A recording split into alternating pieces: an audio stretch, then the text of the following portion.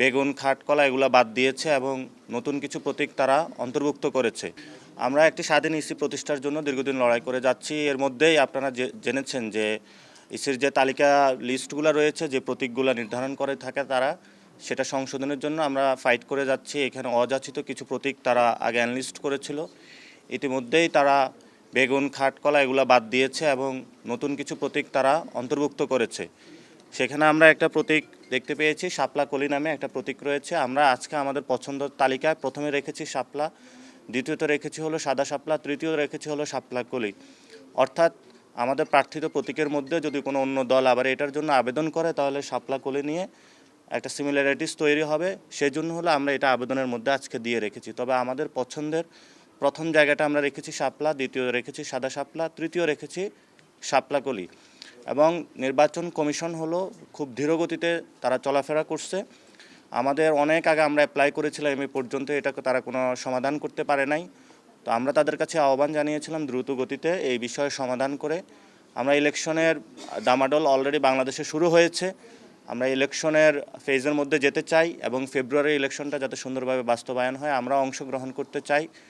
সেই জায়গাতে জাতীয় যে স্বার্থ রয়েছে, ওভারঅল রাজনীতির যে পরিস্থিতি রয়েছে দেশবাসীর মধ্যে, আমরা শাপলা কলি নিয়েও কিছু পজিটিভ সাড়া পেয়েছি এবং এটা শাপলায় ছিল, শাপলার চেয়ে আরও এক ধাপ এগিয়ে হলো শাপলা কলিও এসেছে, অর্থাৎ শাপলাও আছে কলিও আছে। তো সেই জায়গাতে নির্বাচন কমিশন আমরা যতটুকু চিন্তা করেছি তারা এক ধাপ একটু বেড়ে চিন্তা করে সেখানে কলি, শাপলা এবং কলি অন্তর্ভুক্তি করেছে। তো আমরা এটা পজিটিভলি নিয়েছি এবং তাদেরকে আমরা আহ্বান জানিয়েছি যে দ্রুত গতিতে যাতে এনসিপির যে নিবন্ধন প্রক্রিয়া এটা সম্পূর্ণ করে আমরা যাতে আমাদের মাঠে প্রতীক নিয়ে যেতে পারি সেই বিষয়ে সুরাহা সমাধানের করার জন্য। এবং আগামীতে ইনশাল্লাহ ধানের শীষ এবং শাপলাকলির হাড্ডাহাড্ডি লড়াই হবে সেটা। এবং সেখানে আপনারা দেখেছেন যে ধানের শীষ এবং কলি। 32 ইঞ্চি জেভিকো টিভি এখন মাত্র 15,000 টাকায়, সাথে পাচ্ছেন 3 বছরের প্যানেল ওয়ারেন্টি। দুইটার মধ্যে ইনশাল্লাহ হাড্ডাহাড্ডি লড়াই হবে এবং বাংলাদেশকে যে বহুদলীয় গণতন্ত্র থেকে বের করে, যেটা 72 সালে পরে হয়েছিল, বাকশাল কায়েম করা হয়েছিল, বর্তমানে বহুদলীয় গণতন্ত্রের বিপরীতে গিয়ে বাংলাদেশে একটি দল একদলীয় গণতন্ত্রের নামে একদলীয় শাসন ব্যবস্থা করার প্রচেষ্টা চালাচ্ছে এবং সেই প্রচেষ্টার অংশ হিসাবে তারা ইতিমধ্যেই বিভিন্ন দলকে নিজেদের প্রতীক বিক্রি করার জন্য, নমিনেশন বাণিজ্য করার জন্যই তারা ইলেকশন কমিশন সংস্কারের নীতিমালা নিয়ে যে উদ্যোগটা নিয়েছে সেই উদ্যোগের বিপরীতে গিয়ে সরকারের সাথে বিভিন্ন নেগোসিয়েশন, বোঝাপড়ার আন্ডারস্ট্যান্ডিংয়ের ভিত্তিতে যাচ্ছে।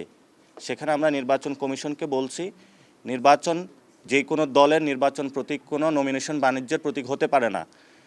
কেউ টাকা পয়সা দিয়ে বিভিন্ন দল নিজেদের পকেটস্থ করার জন্য এই ধরনের বাংলাদেশে গণতন্ত্র বিরোধী কাজকর্ম থেকে সরে আসার জন্য যে সংস্কারের একটা কার্যক্রম এসেছে এটাতে স্ট্রিক্ট থাকার জন্য আমরা নির্বাচন কমিশনকে আহ্বান জানিয়েছি। ইতিমধ্যে আপনারা শুনেছেন বিএনপির জনাব সালাউদ্দিন আহমেদ আমাদের আইনমন্ত্রী যিনি রয়েছেন, উপদেষ্টা আসিফ নজরুল স্যারকে একটা চিঠি দিয়েছেন।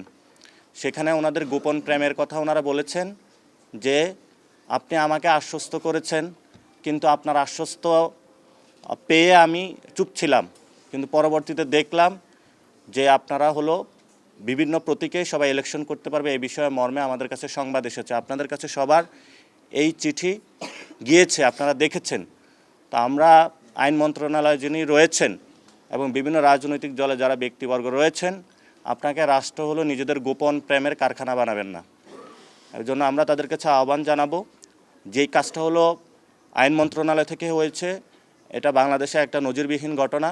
আমরা প্রধান উপদেষ্টাকে জানাবো যে আপনার উপদেষ্টা মণ্ডলী যারা রয়েছেন তারা যদি বিভিন্ন দলের সাথে এই ধরনের গোপন প্রেম করে থাকে তাহলে বাংলাদেশের গণতন্ত্রের যে যাত্রা সেটা ব্যাহত হবে। গণতন্ত্রের যাত্রার দিকে আমরা আপনাদেরকে আহ্বান জানাবো সুসংহত ওয়েতে সামনে যাওয়ার জন্য। এই বিষয়গুলো আজকে আমাদের মধ্যে আলোচনা হয়েছে।